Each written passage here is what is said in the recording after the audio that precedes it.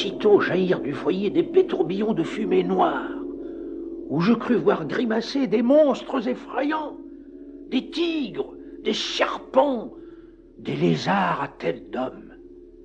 Mais le derviche leva les bras. La fumée se divisa, et dans le mur de la montagne s'ouvrit une immense porte d'or. Je vis des jardins, des vergers, des ruisseaux, un palais de marbre rose. Je me précipitai. Oh! Oh! Partout des vases, des tonneaux pleins de pièces d'or, oh! De perles, de bijoux, de pierres précieuses. J'en perdais le souffle, mais non pas la tête. Le derviche, comme moi, emplissait rapidement ses sacs. Pourquoi, derviche, ne prends-tu que des pierreries? Et ne vois-tu pas, mon frère, que ce sont là des pierres très rares? Chacune d'elles vaut une fortune. Je n'avais pas pensé à cela. Je vidai mes sacs déjà gonflés d'or et ne ramassai plus que des pierres vertes, transparentes comme un lac de montagne, des émeraudes de Ceylan. Puis je chargeai mes chameaux. Pendant ce temps, le derviche retirait d'un grand vase d'orfèvrerie une petite boîte d'un bois que je ne connaissais pas. Derviche, qu'y a-t-il dans cette boîte? Oh, rien. Regarde. Je ne vis en effet qu'une espèce de pommade grisâtre, apparemment sans valeur. Le derviche ranima le feu, et de nouveau jeta la poudre verte dans la flamme.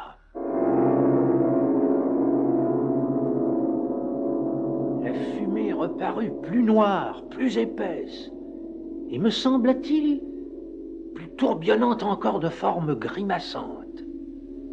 Puis elle se dissipa, et je revis la montagne lisse, sans la moindre fissure, comme à notre arrivée. Voici tes chameaux, derviche, et voici les miens. Adieu! Adieu, mon frère, la paix soit avec toi. Mais à peine étions-nous séparés que déjà je regrettais tant de trésors perdus pour moi. Je revins donc sur mes pas et rattrapai le derviche. Mon frère, que feras-tu de 40 chameaux? Tu ne sauras jamais les conduire. 30 ne te suffirait-il pas? J'y songeais, justement. Prends-en donc 10 et emmène-les. Je choisis les 10 plus forts, c'est-à-dire les plus lourdement chargés.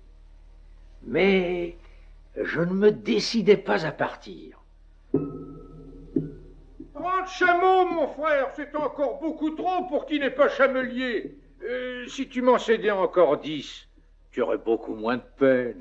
Tu as raison. Veux-tu en choisir 10 autres? De nouveau, les 10 meilleurs passèrent dans mon troupeau. Mais je regardais les 20 qui restaient. 20 chameaux, mon frère, c'est un vrai troupeau.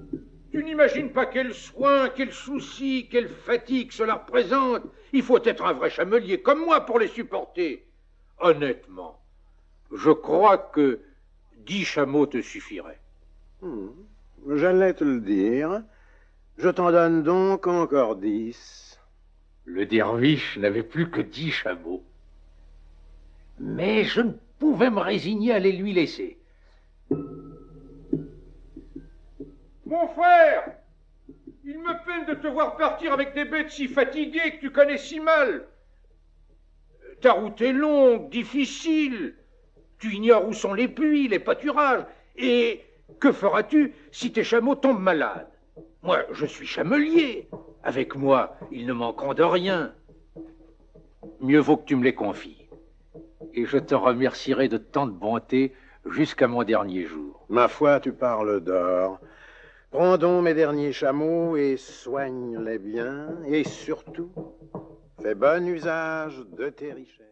Pour continuer à écouter ce livre audio gratuitement, cliquez sur le lien dans la description et vous pourrez l'écouter en entier sans frais grâce à l'essai de 30 jours d'Audible.